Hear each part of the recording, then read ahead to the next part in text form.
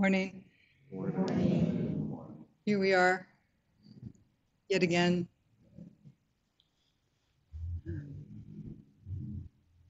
When we were sitting and I heard the sound words come up that said recording in progress, it was a little startling, but it also, I realized, had a bit of a function of a mindfulness bell. And another way I thought of it was life is in progress. Life is in progress. Wake up. And greetings also to everyone who's joining online as well.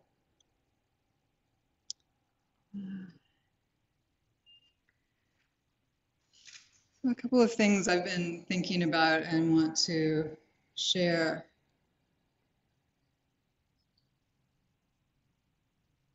One is a sense of what one could call lack, a sense of something missing.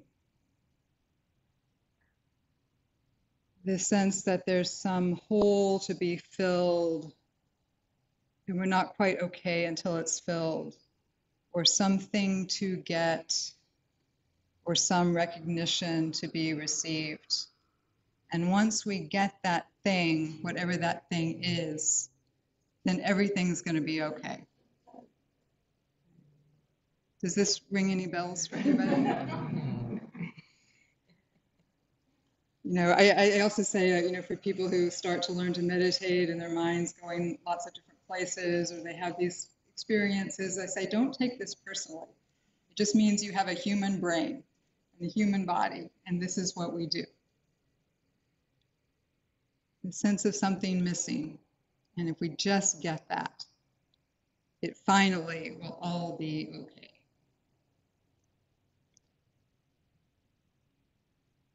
And Buddhism tries to point out, I think, that this is a natural but impossible task.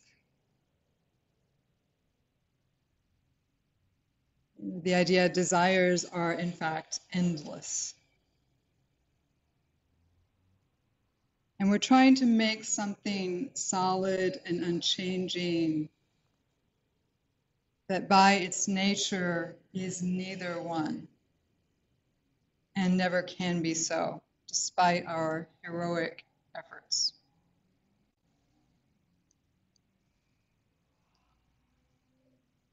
But what can come out of that urge, that attempt,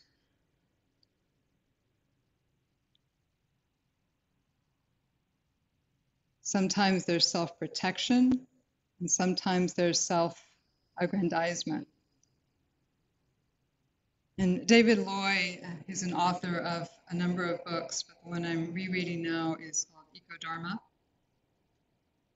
And he refers to these ways that we try to fill this hole as lack projects. Different ways we try to go about making ourselves secure and whole and reliable.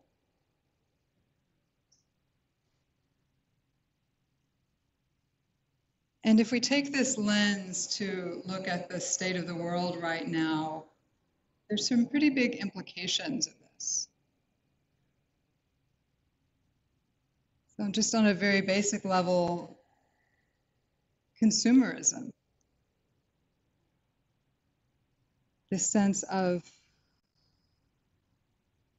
pleasures, of possessions, of desires being fulfilled. And I notice when I go out in the world, especially a certain kind of store for me personally, where there's just like, I have a discount store, not to be named, that has lots of different stuff. Like I can handle Target or Costco, there's a certain order in the world there. But there are other stores where it's just, to my system, kind of chaotic. There's just so much stuff. And it's really hard for me to be there.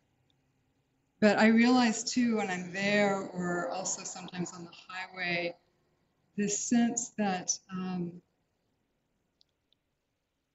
something's really off here. Like I can sense this wish, this desire for all of this stuff. to fill this hole, our collective whole. And that we're using up a lot of energy and resources trying to do this. And that this is not a sustainable project. And I also know, even though I may try to live relatively simply or not get in the car too much, I'm completely complicit in the system too. I only notice the highway when I, in fact, am on the highway driving. All these people, what are they doing? That's me. Or from my eyeglasses case to all this really amazing equipment that's helping us project, connect, all part of the system. So that's part of what I realized too.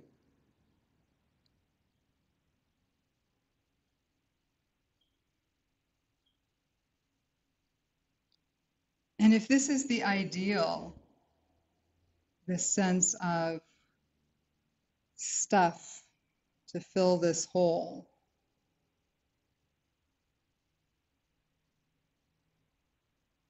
and if other parts of the world are trying to also fulfill this ideal, then I think something's going to need to shift. And this is what we're discovering. Even as fundamentally as being in an economic model that sees robust and endless growth as the ideal, but we live in a finite world. There isn't endless growth. How do we open to this possibility? And even more fundamentally, how can we be in a way that we feel satisfied?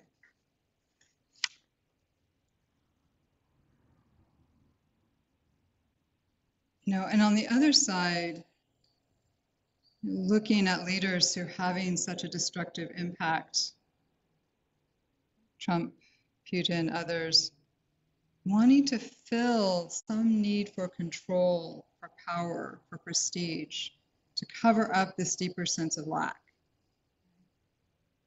And what is the urge to follow them to gain this security or create solidity within your own group against other groups? And part of Buddhism, it tries to go to the root of some of this, to undercut it with teachings of wisdom and compassion. Early in my practice as an executive coach, I had the opportunity to work with a young co-founder of a tech company that had become very successful. And he was strategizing about like the next thing he was going to do and how successful that was going to be. And he said, I actually could become a billionaire. And I looked him in the eye and I said, you are worth so much more than that. Mm-hmm. So we become a billionaire, and what happens if that still doesn't fill the hole? Maybe another billion? But Buddhism says there's a whole other game to play. We have our game, the game to play in the world, but there's a whole other game to play.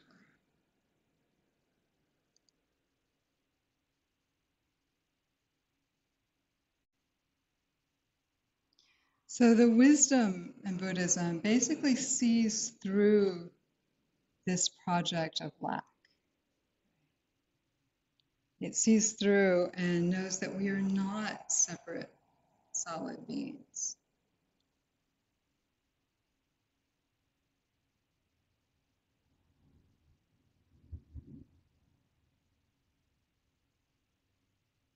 Hmm.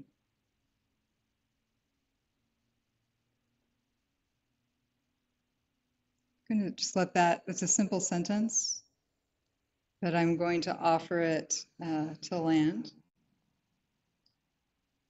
We are not separate, solid, isolated beings, never, nowhere, no how.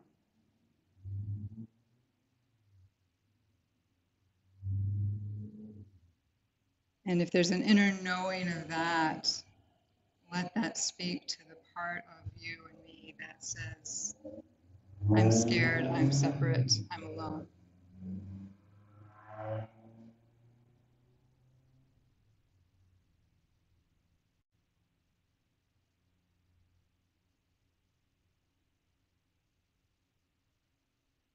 That the way things are, the way things is we're part of this dynamic fluidity where there really is no hole that needs to be filled.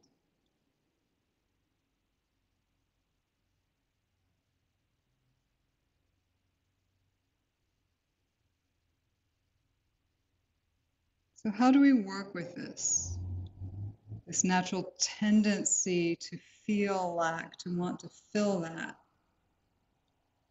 Maybe we have the idea of, okay, I hear maybe that's not really how things are. It feels that way. And Buddhist tradition, other traditions have different practices or ways to work with that. One is showing up together right here today. And I was again appreciating that we get to do these ceremonies, these rituals. There's something that I think touches us as humans on a deeper, visceral level, to chant, to bow, to hear others, to have presence together. It reassures that part that feels separate or failing that it's okay.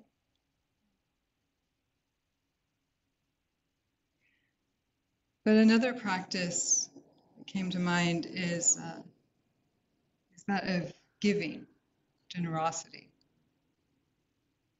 And as you may have heard, there are six what are called paramitas, or perfections.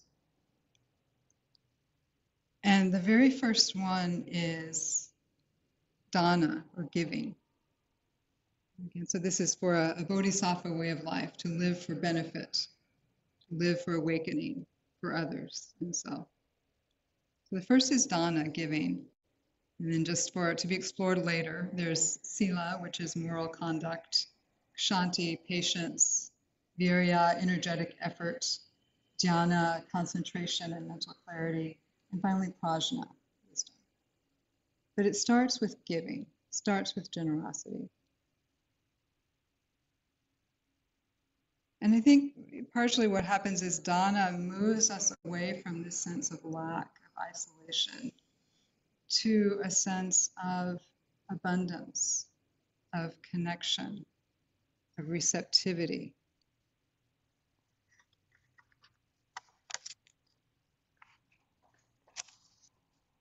And there are different ways to give that are outlined. So, one is the obvious of material goods, so food, shelter, clothing, scholarship, equipments, whatever that may be. And I think also one's expertise or time or presence. And then there's also giving the Dharma, sharing the Dharma. And then sometimes it's said another gift, especially of monks, is the giving of fearlessness, which I always found interesting. And I think that's related to the sense of wisdom of seeing through lack. When you see through lack, you lose fear. And there's a traditional practice too of, even if you're not in a position to actually physically give something, you can actually imagine. It can become a mental practice. And they're quite elaborate recommendations on this of, giving away things like food, clothing, etc., but also like jewels, perfume, the sun, the whole world, one's own body itself, just endless opening up that mind of giving, even while you're sitting on your cushion.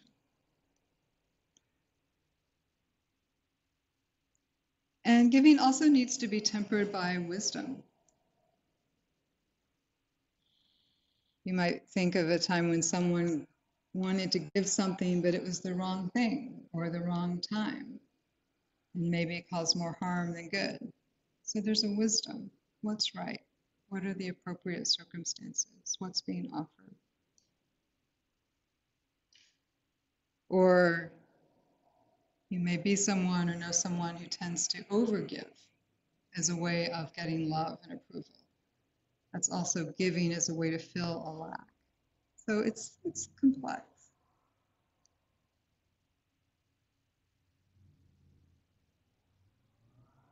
But so there are also two kinds of giving, two flavors. And the first is based on a conventional understanding, our regular conventional understanding of the world. Right? I give something to someone. Giver, receiver, gift. And that's okay. I mean, there's benefit in that. If I give someone food, that person receives the food, gets to eat, there's benefit. So even if you feel that person is separate from you, or that food is a separate object, still there's benefit. Still that's encouraged. But it said that orientation, that way of seeing things actually has limitations.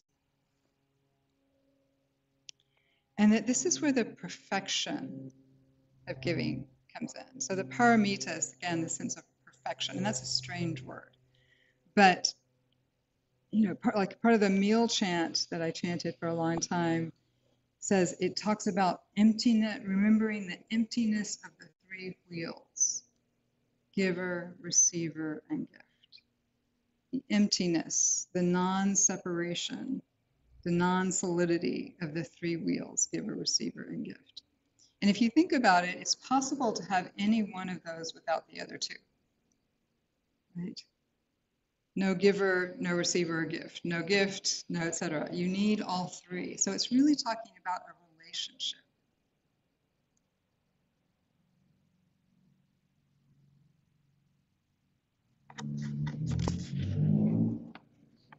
And there's also a recommendation to think, you know, whenever you're thinking of giving something, to realize, to remember that you're able to do so because of everything that was given to you.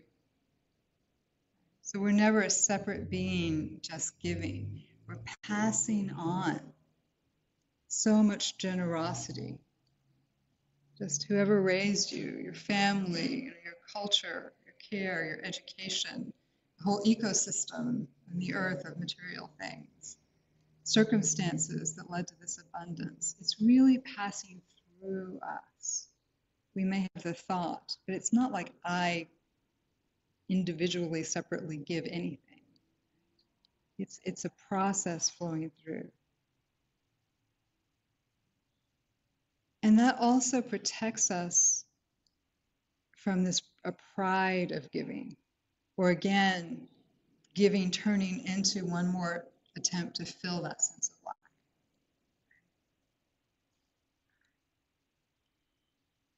And that's where, you know, when the perfection of giving, of generosity, is infused with the perfection of wisdom, and wisdom can infuse all of the perfections, that's when you have this bigger view, this freer view.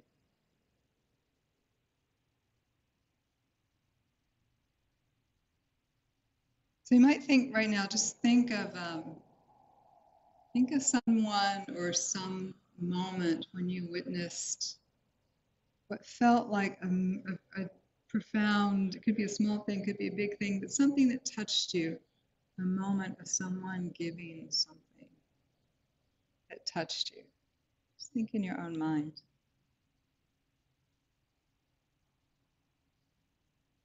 And how that made you feel.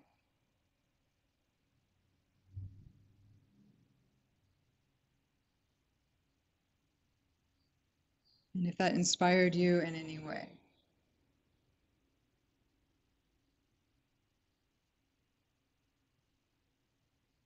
And I think sometimes we feel inspired when we see true acts of generosity or giving, because it maybe reminds us of this fact that we are deeply interconnected. We're not a separate struggling self. And I think this is also very close to what we talk about when we talk about love.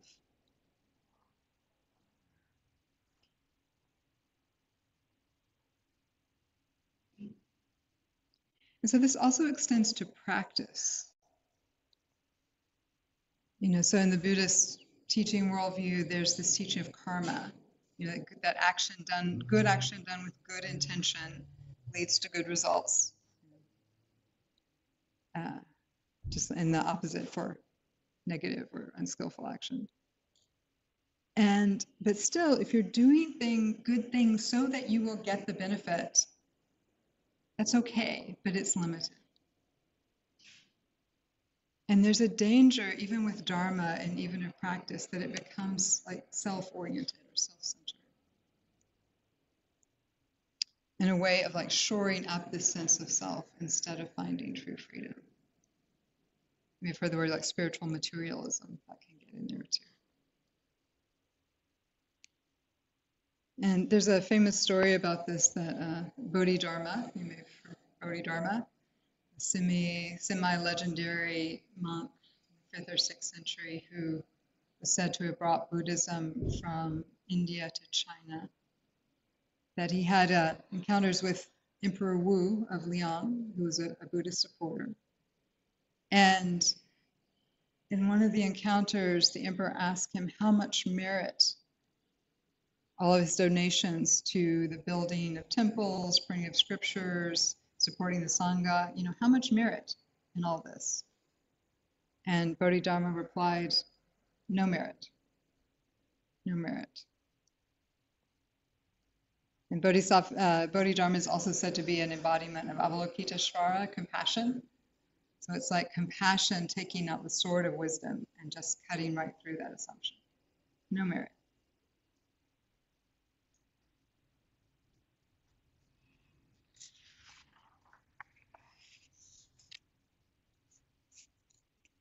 And I heard a story once also about a student who, she later became a teacher, but she was a student in the early days and went to see Suzuki Roshi. And the way I heard it, she sat down with him in Doksan and started to say something like, well, when I'm doing my practice, and he said, no, don't say that. I'm paraphrasing. Never say that. Never say when I'm doing my practice. It's our practice. It's the world's practice. It's practice coming through us.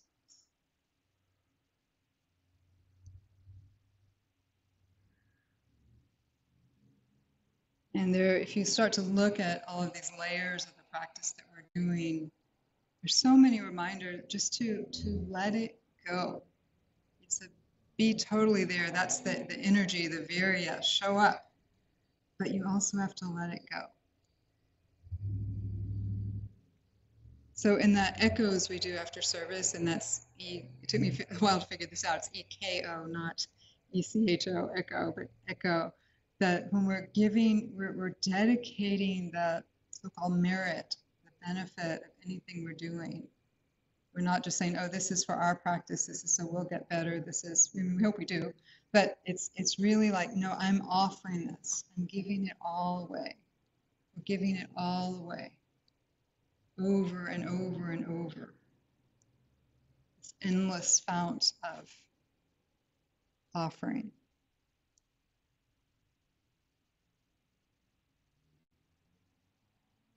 And I think when we dedicate our practice regularly, consciously, sending it out, then it opens both to compassion and the sense of wisdom. The emptiness of giver, the emptiness of receiver, the emptiness of gift.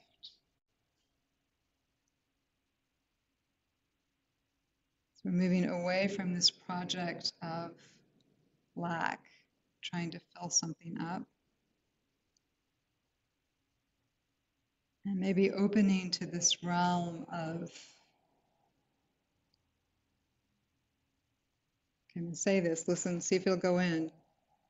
Complete, infinite wholeness beyond our effort or comprehension. That we're already filled.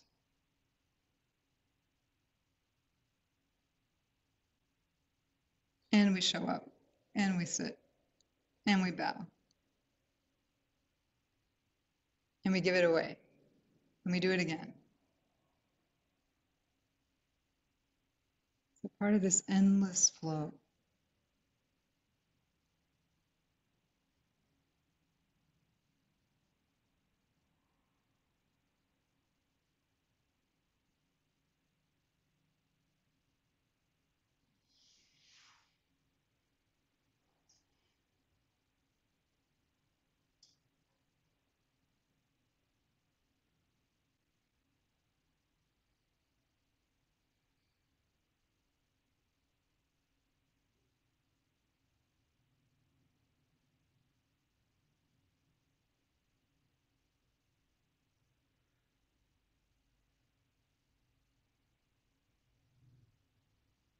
If this were more deeply felt, experienced, understood, I'm wondering where we would be in the world right now.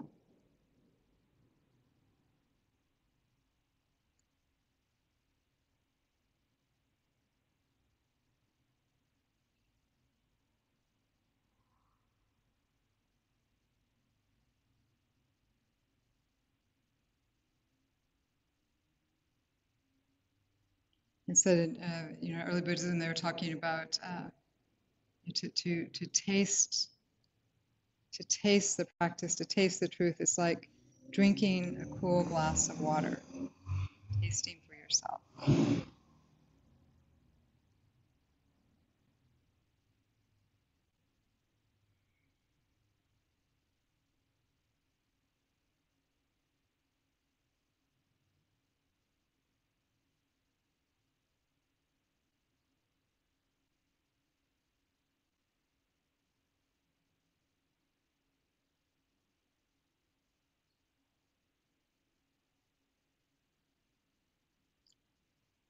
Now I'm not sure how to end. I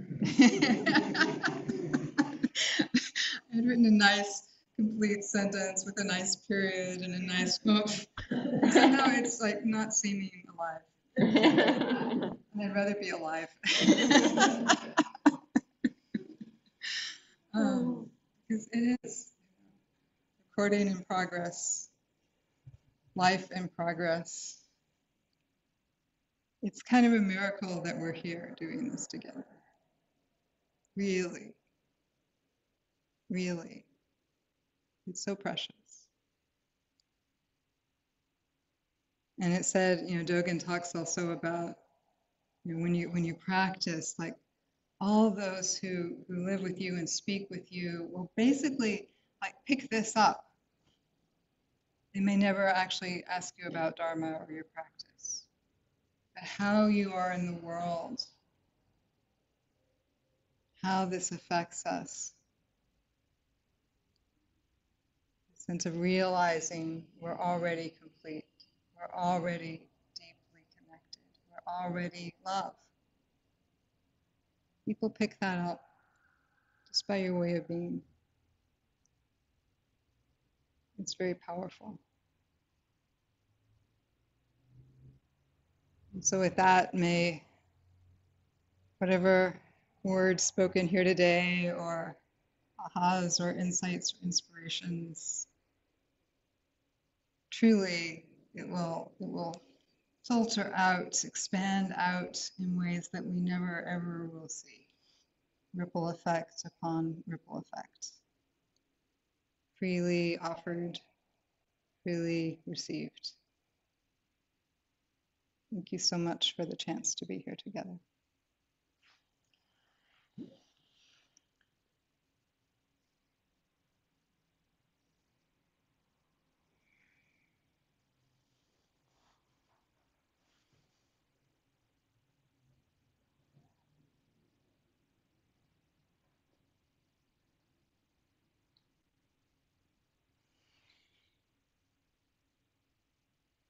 Curious if anything in that, there are any points where you're like, aha, or what is she talking about, or no way, or whatever that might be. Anything anyone would like to share.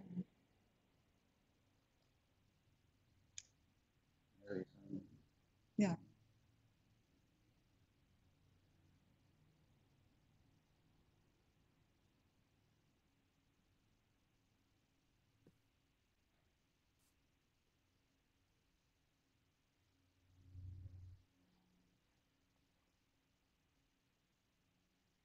Did you say someone's asking a question? Mm-hmm. Okay.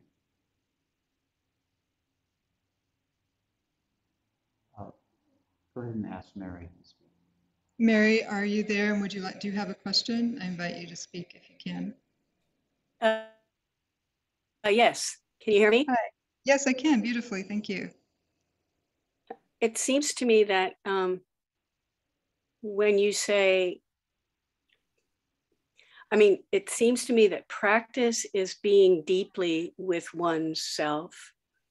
There's no way that anyone else in the true way of helping someone else until you are deeply with yourself. That's what I'm getting from your talk, and I feel like it's a very powerful reminder. Thank you. And the more you are with yourself, yeah, the more an effort towards others can become fruitful. Thank you. I think that's true. And then also being with others can help us be more with ourselves too. There's a phrase also in Zen of only a Buddha with a Buddha too. This sense of face to face or warm hand to warm hand. There's a way that this is why coming together is so important. Having conversations together, being in presence together. We wake each other up. We help each other remember. So thank you for your comment, Mary. I'm looking down at the thing like she's there, but wherever you are.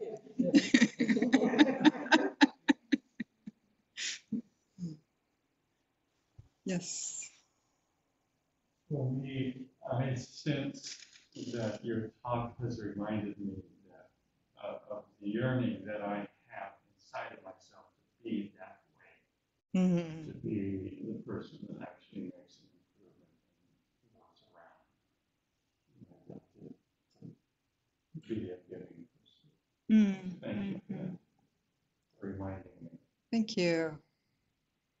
Yeah, that sense of it's very precious, that internal urge, that internal voice, which isn't really our conscious, we don't really summon that consciously, I think, but we can tune into it and we can nurture it. I think it's related to bodhicitta, which they say is like a little flame, this thought of awakening, arising like a little candle flame when it arises, but you can protect it and help it grow. Protect it from wind until it's a stronger flame.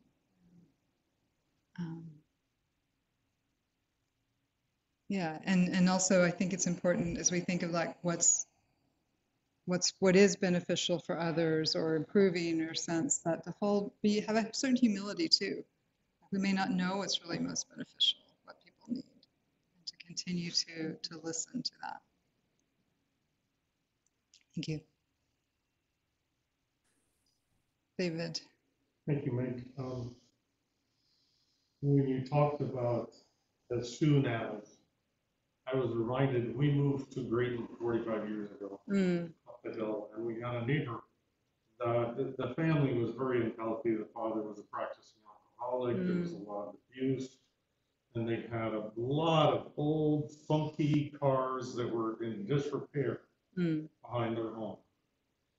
And we used to say the motto that they had was, things are going to be great when I get that car fixed. and at the time, I did that with a fair amount of judgment.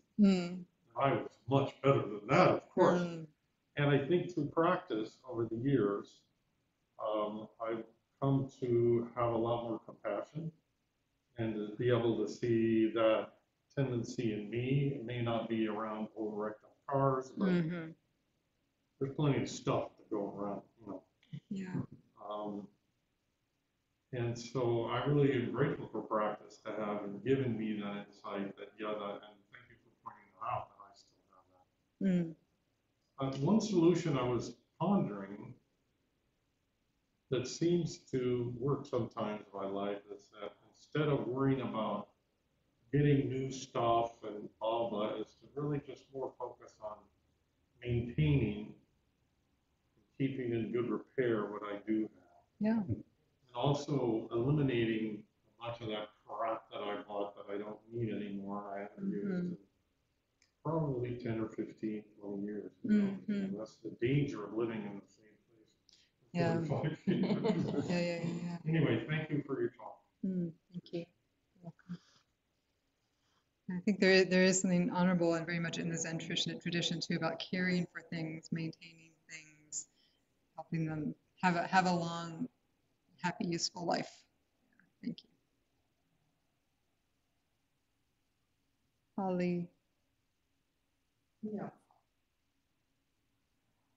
I was struck, thank you for your talk. I was struck when you were talking about the prince, or king, whoever it was, that he wanted to know how much merit he was getting, building all these great temples and stuff.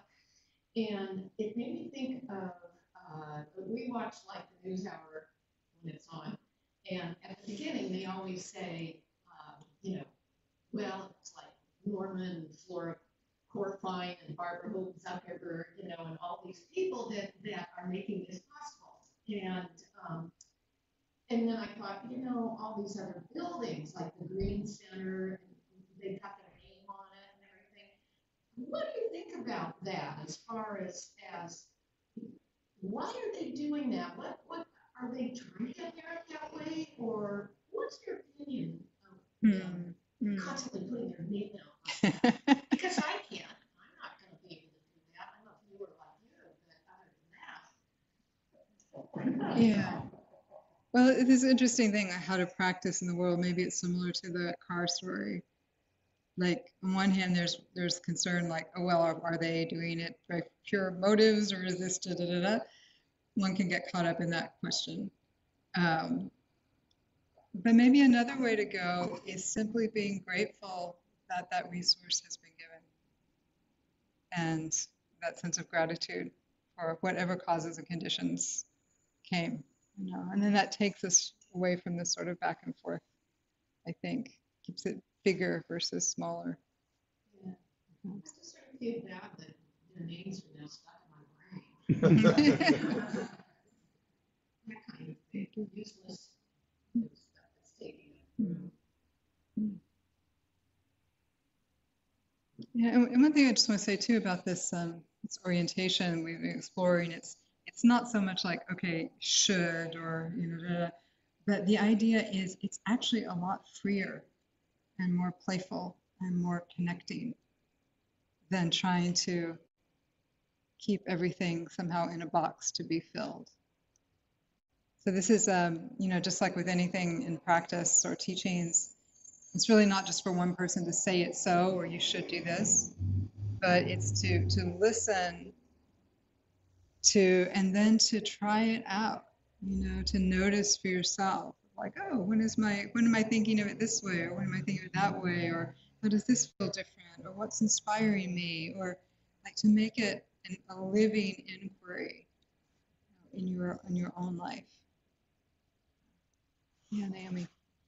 And the thing that struck me, I've been asked, someone's asking you to take your mask off if you don't mind. Yeah, thank you. the thing that struck me or I felt deeply were these two concepts of what we're sort of hearing, what I call if only mind. If only mind. If only mind. If only I had this, if only I did this, if only that didn't happen, or if only, that sort of wanting conditions to be different. And the response sort of that I hear is you're enough as you are. Okay? That sense that you said that just you think about like you paused, like you are complete. I don't remember all the words, but that's how it entered me. It's enough. You're enough. And so that juxtaposition of those two concepts were very meaningful. Thank you. Thank you for saying so. Sense of, yeah. And that sense of I'm enough, I'm complete, that doesn't have to be passive or have stasis, But it's like, but then how does you act from there? Or how does action come through you from there? And what's different? A freedom, a freedom. Yeah. Yeah. Beautiful. Thank you. Thank you.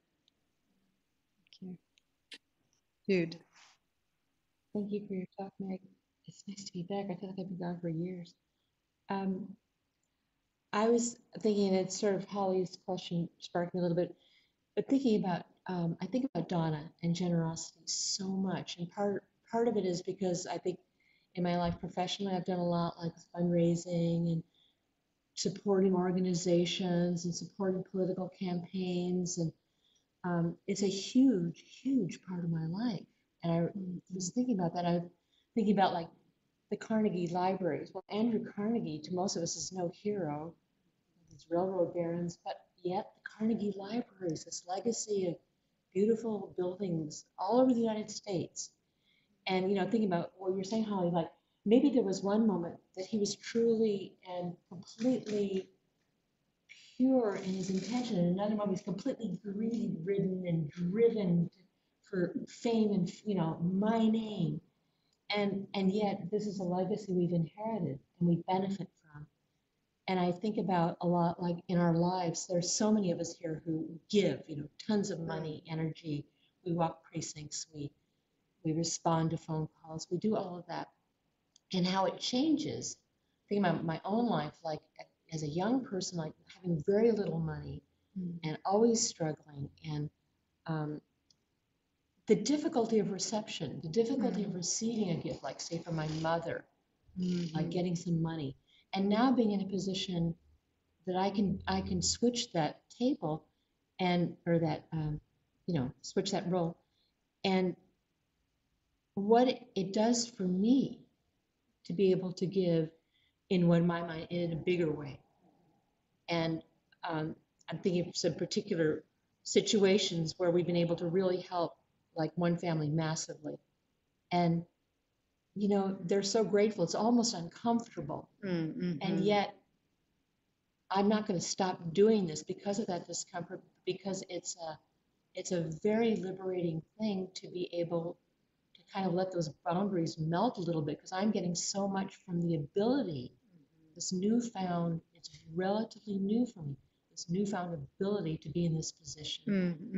And so he's sort of constantly examining the role of being the receiver or the giver, and how those shift back and forth and ultimately really blend, because in giving, in giving, there's just tremendous receiving. Yeah. And so I think about that a lot, and I think about, you know, being of an age. There's a certain age where maybe we come to that conclusion, or we live in that reality a lot more than when you're feeling like you're struggling and needy all the time. So I just wanted to.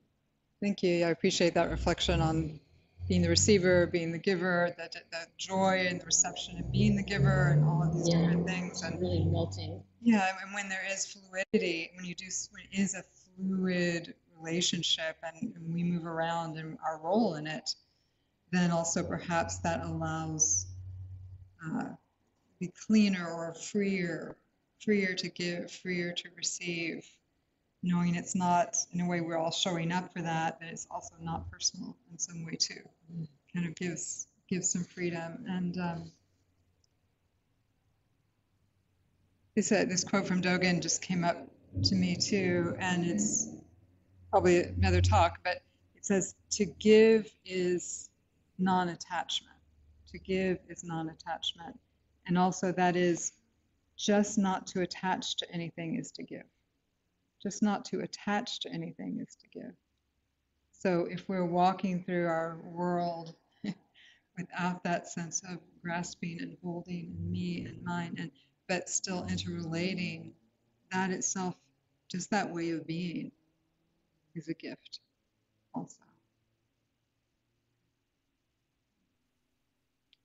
Can I jump in with a question? There you go. Yes, who is this? Thomas. Hi, Thomas. Yes. Hi, thank you very much for your talk.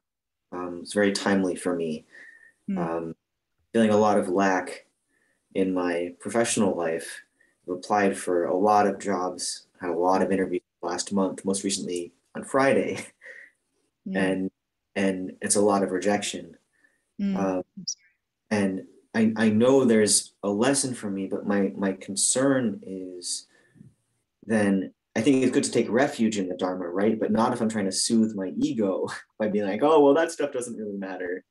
Mm. And so I think the danger there is spiritual materialism that you were mentioning. I was just wondering if you could speak to, basically give me advice. Can you say it one more time? Can you reframe it, what the question is? How can I take refuge in the Dharma without using it as an escape from a sense Mm-hmm. of my professional life? To try, how can I avoid trying to use the Dharma to soothe my ego? Mm-hmm. My first thought is to let yourself feel how you're feeling, like not to skip over that part, and just to acknowledge the difficulty or the sense of rejection or whatever that may be. You know, I think that's sort of spiritual bypassing is another term that sometimes we jump to, like, oh, everything's empty or da da da, but then we're not there with what's actually happening.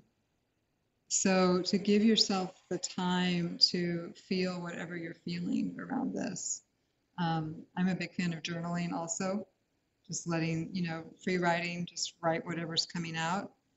Um, and then out of all of that, once you're really feeling it and it can be messy and not what you think it's supposed to be or whatever it may be, and then practice with that, then sit with that, then put that in the frame of these teachings. That's what I would offer. And I wish you well in your endeavors. Thank you. Yeah, thank you. So I thank you for everyone for your engagement and presence. And I think we're at time for closing for right now. And we'll have announcements. Thank you.